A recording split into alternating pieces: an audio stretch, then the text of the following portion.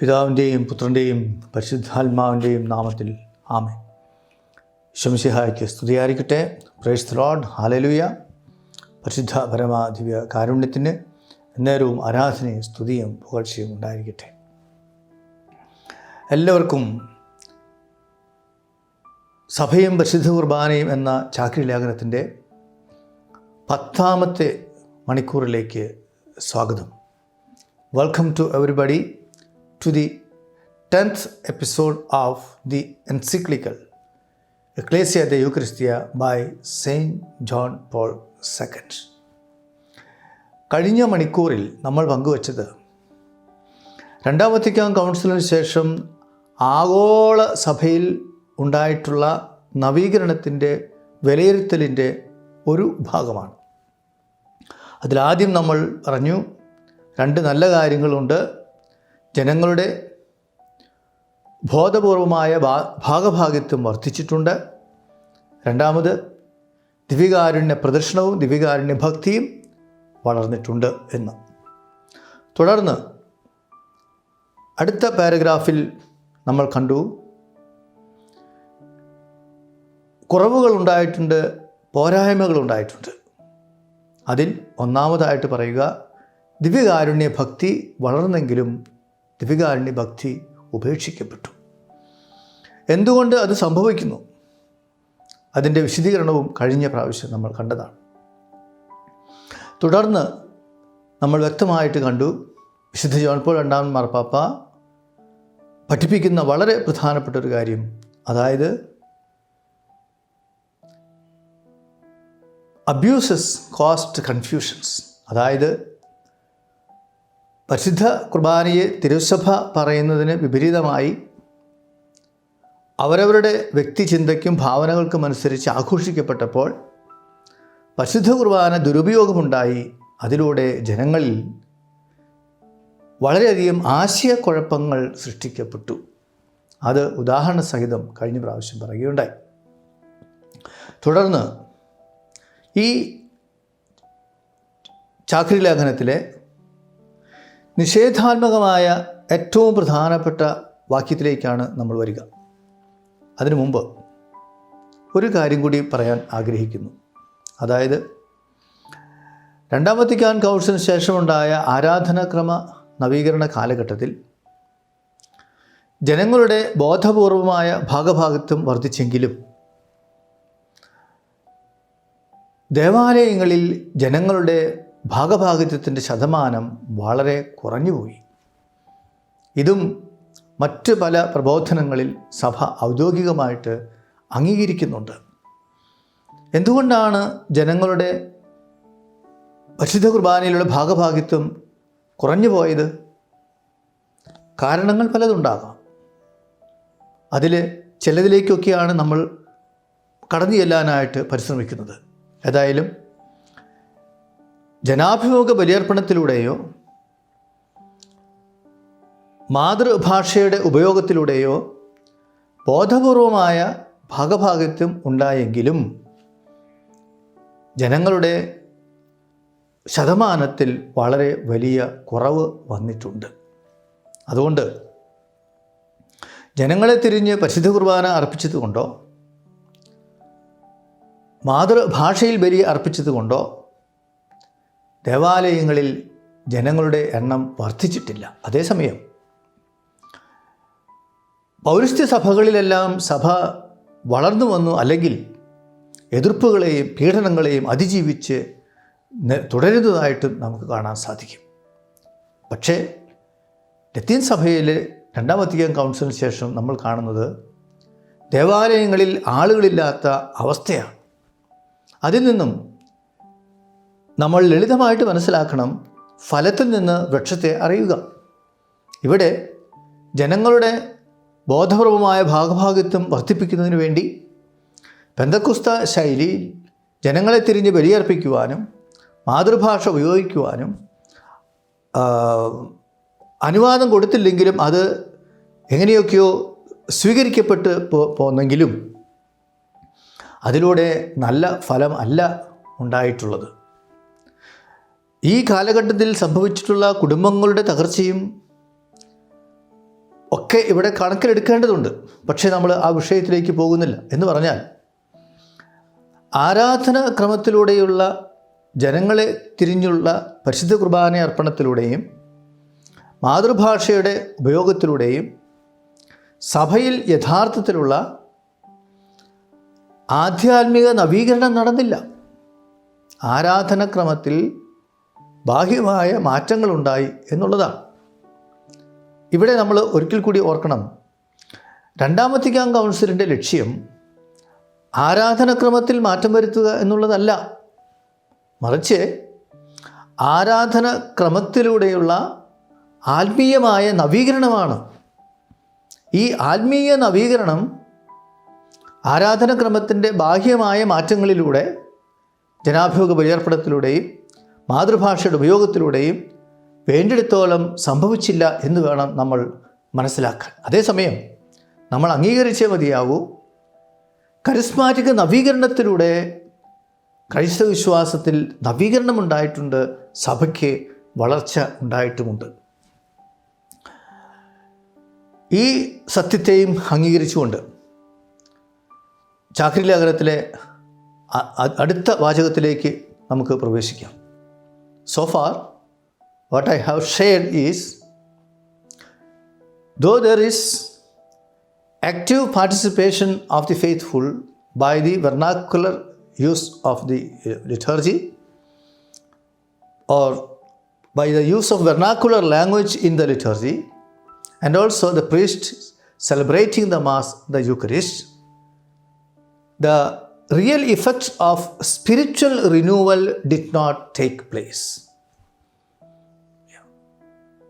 Now, let us come to the next sentence of the encyclical in number 10, second paragraph.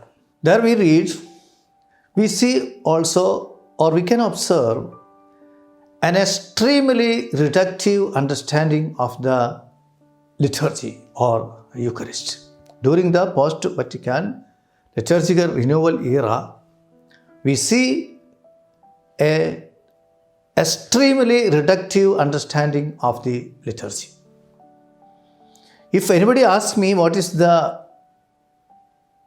worst sentence in a way in the encyclical, I would say the worst sentence, or the sentence that to be taken very seriously, is this sentence, that is, we observe an extremely reductive understanding of the Eucharist during the post-Vatican liturgical renewal era. ഈ ചാക്രി ലേഖനത്തിലെ ഏറ്റവും മോശമായ വിചിന്തനത്തിന് വേണ്ടി നൽകപ്പെട്ട വചനം, വാക്യം ഏതാണെന്ന് ചോദിച്ചാൽ ഞാൻ പറയും ഇതാണ് വാചകം. അതായത് രണ്ടാം വത്തിക്കാൻ കൗൺസിലിന് ശേഷം എല്ലാറ്റിനെയും ലഘൂകരിക്കുന്ന ഒരു പ്രവണത സഭയിൽ സംഭവിച്ചു പോയിട്ടുണ്ട്. ലഘൂകരിക്കുന്ന പ്രവണത ഏതെല്ലാം തലങ്ങളിലുണ്ട്? പരിശുദ്ധ കുർബാനയെക്കുറിച്ചുള്ള ആശയത്തെക്കുറിച്ചുണ്ട്, പരിശുദ്ധ കുർബാനയുടെ ആഘോഷങ്ങളെക്കുറിച്ചുണ്ട്. We can see the reductive understanding or reductive way of thinking in the liturgy in its ideology of what is liturgy and what is Eucharist, and also in its celebration. In ideology, many people began to think, after all, Eucharist is only a moment of repeating or continuing the Last Supper only. So Eucharist was taken up as it's only a commemoration of the Last Supper. ചുരുക്കുന്ന പ്രവണത ആശയപരമായിട്ട് എങ്ങനെ വന്നു എന്ന് ചോദിക്കുമ്പോൾ അതിനൊരു ഉദാഹരണം പറയാനുള്ളത്, പരിശുദ്ധ കുർബാന എന്ന് പറഞ്ഞാൽ ഈശോ അന്ത്യത്താഴ് വേളയിൽ കുർബാന സ്ഥാപിച്ചു, അതാണ് കുർബാന എന്ന ഒരു ചിന്താഗതി. അത് ഒരിക്കലും ശരിയല്ല. കാരണം കുടുംബമെന്ന് പറയുന്നത് ആരംഭിക്കുന്നത് വിവാഹമെന്ന കൂദാശയിലാണെങ്കിലും കുടുംബജീവിതം അതല്ല, അതിന് ഒരുപാട് കാര്യങ്ങളുണ്ട്. എന്നതുപോലെ ഒടുവിലത്തെ അത്താഴത്തിൽ വെച്ച് ഈശോ പരിശുദ്ധ കുർബാന സ്ഥാപിച്ചെങ്കിലും അതല്ല പരിശുദ്ധ കുർബാന. Though Jesus instituted in the Eucharist during the Last Supper, that is not the Eucharistic celebration. That is only a beginning.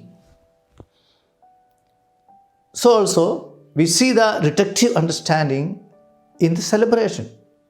In the celebration, what happened in the Latin Church mainly is reducing the prayers, the symbols, the signs, and celebrating the Mass by 30 minutes, even 15 minutes, and so on.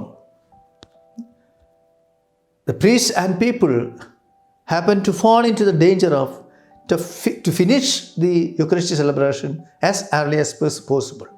And the reason is the modern man don't have time. ഇന്നത്തെ മനുഷ്യന് പ്രാർത്ഥിക്കാൻ സമയമില്ല എന്ന് പറഞ്ഞുകൊണ്ട് ഈ ചുരുക്കുന്ന പ്രവണത പരിശുദ്ധ കുർബാനയുടെ സമയത്തിനും ദൈർഘ്യത്തിലും കടന്നുകൂടിയതായിട്ട് കാണാനായിട്ട് സാധിക്കും. അങ്ങനെ പ്രത്യേകമായി ലത്തീൻ സഭയിൽ കുർബാനയുടെ പ്രാർത്ഥനകളും പ്രതീകങ്ങളുമൊക്കെ ഉപേക്ഷിച്ച്, പക്ഷേ അതിന് ഔദ്യോഗികമായ അംഗീകാരമൊന്നും കിട്ടിയിട്ടില്ല എന്നുകൂടി നമ്മൾ ഓർക്കണം. കുർബാനയുടെ സമയം ചെറുതാക്കി. പൊതുവെ പലരും പറയുന്ന ഒരു കാര്യമാണ്, ലത്തീൻ പള്ളിയിൽ പോയാൽ പെട്ടെന്ന് കുർബാന തീരും, സുറിയാനി കുർബാനയ്ക്ക് സമയം കൂടുതൽ എടുക്കുന്നു. ഇവിടെ നമ്മൾ പ്രത്യേകം ഓർക്കേണ്ട ഒരു കാര്യമുണ്ട്. സമയം കുറച്ചതുകൊണ്ട് ലത്തീൻ സഭയിൽ, യൂറോപ്യൻ സഭയിൽ ദേവാലയത്തിൽ ആളുകളുടെ എണ്ണം കൂടിയിട്ടില്ല. അതേസമയം സമയമെടുത്തുകൊണ്ടുള്ള സുദീർഘമായ ബലിയർപ്പണത്തിൽ പൗരസ്ത്യ സഭകളിൽ വളർച്ച ഉണ്ടായിട്ടുമുണ്ട്. അതും നമ്മൾ ഗൗരവമായിട്ട് മനസ്സിലാക്കേണ്ട കാര്യമാണ്. അപ്പോൾ ഈ ചുരുക്കുന്ന പ്രവണത, ഞാനതിന് കുറച്ചുകൂടി മലയാളത്തിൽ വ്യക്തമായിട്ട് പറഞ്ഞാൽ, ചുരുക്കോളജി രണ്ടാം വത്തിക്കാൻ കൗൺസിലിന് ശേഷമുണ്ടായ ആരാധനക്രമ നവീകരണത്തിൽ വളരെ ശക്തമായിട്ട് വന്നുകൂടി. അത് പരിശുദ്ധ കുർബാനയുടെ അനുഭവത്തെ നിർവീര്യമാക്കി കളഞ്ഞു. If we are not making use of all possible signs and symbols, and if we don't give sufficient time for celebration, how can we have the Eucharistic amazement? See, we told already in the beginning, what is the aim of this encyclical? To enkindle the Eucharistic amazement. It is possible only by giving sufficient time and celebrating the Eucharist by using all possible signs and symbols. ഈ ചാക്രിലേഖനത്തിലെ ഏറ്റവും പ്രധാനപ്പെട്ട മനോഹരമായ വാക്യം ഏതാണെന്ന് ചോദിച്ചാൽ ഞാൻ പറയും, പരിശുദ്ധ കുർബാനയത്തിൻ്റെ വിസ്മയഭാവം വീണ്ടെടുക്കുന്നതാണ്. ആ വിസ്മയഭാവം ഉണ്ടാകുന്നത് പ്രതീകങ്ങളും അടയാളങ്ങളും ഉപയോഗിച്ച് ആഘോഷിക്കുമ്പോഴും അതിനാവശ്യമായ സമയം കൊടുക്കുമ്പോഴുമാണ്. അതിൽ നിന്ന് അകന്നു പോകുമ്പോൾ കുർബാനയുടെ അനുഭവം ഇല്ലാതാകുന്നു. അതാണ് സഭയിൽ സംഭവിച്ചു പോയത്. അതുകൊണ്ട് തന്നെയാണ് യൂറോപ്യൻ സഭയിലെ പ്രത്യേകിച്ച് ജനങ്ങളുടെ ദേവാലയത്തിലുള്ള ഭാഗഭാഗിത്വത്തിൻ്റെ ശതമാനം വളരെയധികം കുറഞ്ഞു പോയത്. ഞാൻ പങ്കുവച്ച ആശയങ്ങളെ അതിൻ്റെ കൃത്യമായ വചനം തന്നെ ഇവിടെ വായിച്ച് കേൾപ്പിക്കാം. ഇംഗ്ലീഷിൽ, at times one encounters an extremely reductive understanding of the Eucharistic mystery. മലയാളത്തിൽ ചില സന്ദർഭങ്ങളിൽ വിശുദ്ധ കുർബാന രഹസ്യത്തെ വളരെ ലഘൂകരിക്കുന്ന ആശയങ്ങളും കാണപ്പെടുന്നു. തുടർന്നു വരുന്ന വരികളിൽ ഏത് കാര്യത്തിലാണ് ഈ ലഘൂകരണ മനോഭാവം വളർന്നു വന്നതെന്ന് വളരെ കൃത്യമായിട്ട് പറയും. ഞാൻ ആ വാചകം ആദ്യം വായിക്കാം.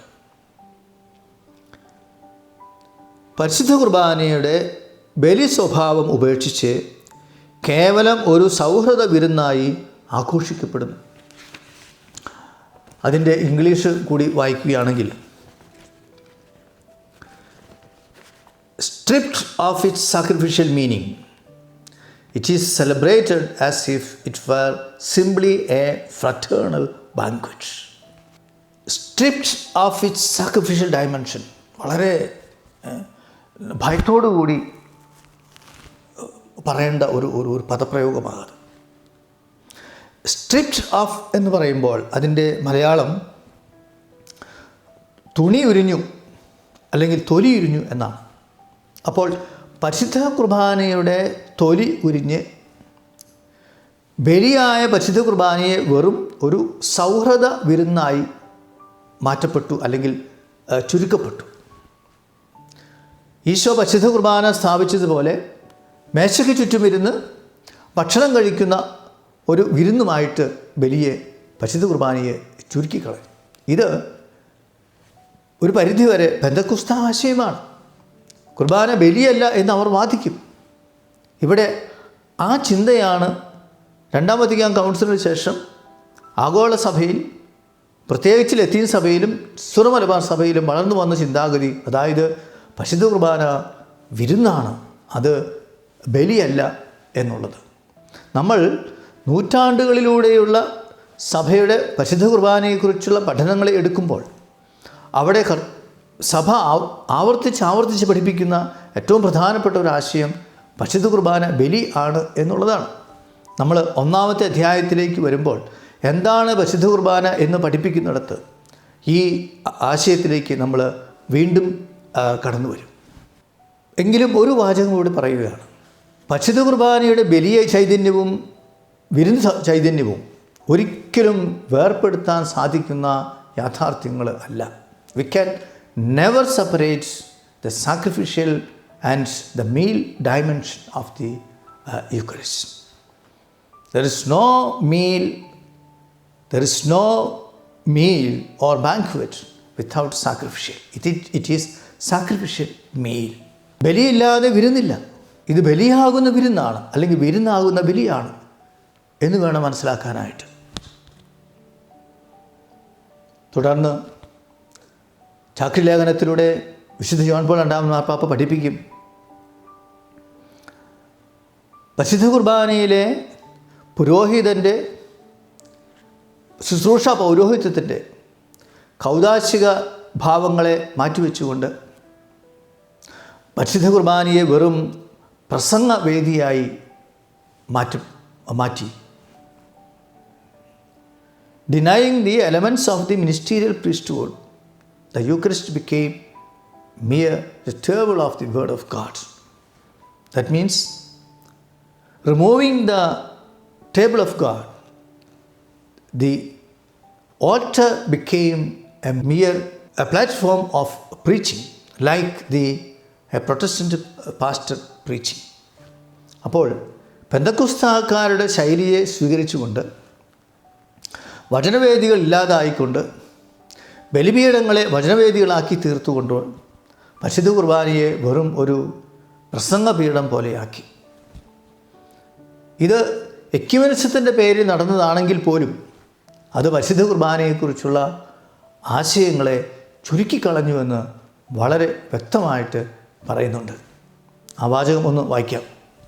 Furthermore, the necessity of the ministerial priesthood, grounded in the apostolic successor, is at times obscured, and the sacramental nature of the Eucharist is reduced to its mere effectiveness as a form of proclamation. This has led here and there to ecumenical initiatives which, albeit well-intentioned, indulge in Eucharistic practices contrary to the discipline by which the Church expressed her faith. അപ്പസ്തോലിക പിന്തുടർച്ചാ ക്രമത്തിൽ അധിഷ്ഠിതമായ ശുശ്രൂഷ പൗരോഹിത്യത്തിൻ്റെ പ്രാധാന്യം പലപ്പോഴും അവഗണിക്കപ്പെടുകയും പരിശുദ്ധ കുർബാനയുടെ കൂദാശ സ്വഭാവത്തെ കാര്യക്ഷമമായ പ്രഘോഷണ രൂപം എന്ന നിലയിലേക്ക് ലഘൂകരിക്കുകയും ചെയ്യുന്നു. എക്യുമെനിക്കൽ യത്നങ്ങൾ എന്ന പേരിൽ അവിടെയും ഇവിടെയും ഉയർന്നിരിക്കുന്ന ഈ നീക്കങ്ങളുടെ ഉദ്ദേശശുദ്ധി എന്തായാലും സഭ ഏറ്റുപറയുന്ന വിശ്വാസത്തിന് നിരക്കാത്ത പരിശുദ്ധ കുർബാന രീതികളാണ് അവയിൽ പലതും. അപ്പോൾ കാലോചിതമായ മാറ്റം എന്നൊക്കെ പറഞ്ഞുകൊണ്ട് രണ്ടാം വത്തിക്കാൻ കൗൺസിലിന് ശേഷമുണ്ടായ വർഷങ്ങളിൽ നടത്തിയിട്ടുള്ള ജനാഭിമുഖ ബലിയർപ്പണത്തിലൂടെ സംഭവിച്ചത് പരിശുദ്ധ കുർബാന എന്താണെന്നുള്ള പരിശുദ്ധ കുർബാനയുടെ ആശയത്തെ വെറും ഒരു പ്രസംഗം എന്ന ആശയത്തിലേക്ക് കൊണ്ടുവന്നു എന്നുള്ളതാണ്. അത് പ്രൊട്ടസ്റ്റന്റുകാരെ അനുകരിച്ചുകൊണ്ടുള്ളതായ ഒരു പ്രവൃത്തിയാണെന്നും വളരെ വ്യക്തമായിട്ട് ഇവിടെ പഠിപ്പിക്കുന്നുണ്ട്. തുടർന്ന് വിശുദ്ധ ജോൺ പോൾ രണ്ടാമൻ മാർപ്പാപ്പ പറയുക, ഇതിനെക്കുറിച്ചൊക്കെ എങ്ങനെ അഗാധമായ വേദന പറയാതിരിക്കാനായിട്ട് സാധിക്കും.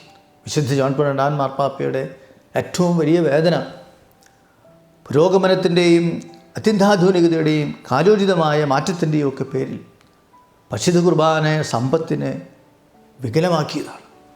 ഇത് ഓരോ കത്തോലിക്കനും ഉണ്ടാകേണ്ട ഏറ്റവും പ്രധാനപ്പെട്ട വേദനയാണ്.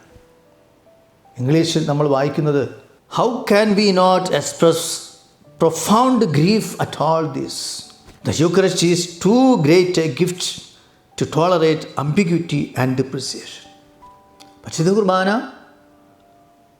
തരം താഴ്ത്തൽ അനുവദിക്കാൻ അസാധ്യമായ രീതിയിൽ ഉന്നതമായ സമ്പത്താണ് എന്ന് നമ്മൾ ഓർത്തിരിക്കേണ്ടതുണ്ട്. ഈ 10ാമത്തെ നമ്പർ അതിൻ്റെ ആമുഖഭാഗം അവസാനിപ്പിക്കുന്നത് ഈ ചാക്രി ലേഖനത്തിൻ്റെ പഠനത്തിലൂടെ തിരുസഭയ്ക്ക് നഷ്ടമായിട്ടുള്ളതായ ആരാധനാക്രമ സമ്പത്ത് വീണ്ടെടുക്കാനായിട്ട് സാധിക്കും എന്ന ആശംസയോടുകൂടിയാണ്. വിശുദ്ധ ജോൺ പോൾ രണ്ടാമൻ മാർപ്പാപ്പ ഈ ചാക്രി ലേഖനത്തിലൂടെ